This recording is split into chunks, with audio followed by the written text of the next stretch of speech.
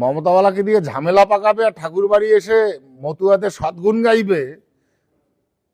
কত পুলিশ নিয়ে আসতে পারে আমি দেখি ওই দিন, কত পুলিশ আনতে পারে।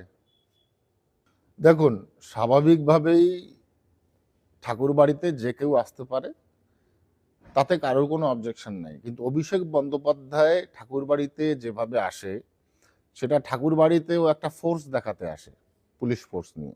এভাবে যদি ও এসে থাকে, ওকে পুজো দিতে দেব না আমরা, পরিষ্কার কথা। কোনোভাবে ওকে পুজো দিতে দেব না এইভাবে যদি ও আসে। কি কর্মসূচি রাখবে? ওর ওর ধিক্কার মিছিল চলবে, হাজার হাজার মতুয়া জমায়েত হবে, ধিক্কার মিছিল চলতে থাকবে। ও ওদের মতুয়াদের পাশে থাকার কোনো দরকার নেই।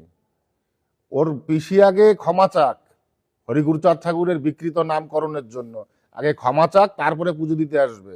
আর এদের বিরুদ্ধেই তো হরিচাঁদ ঠাকুর লড়েছে। আজব কাণ্ড, যার বিরুদ্ধে হরিচাঁদ ঠাকুর লড়াই করে নিজেদের আলাদা মত গঠন করেছে, তারাই হরিচাঁদ ঠাকুরের বাড়িতে পুজো দিতে আসছে।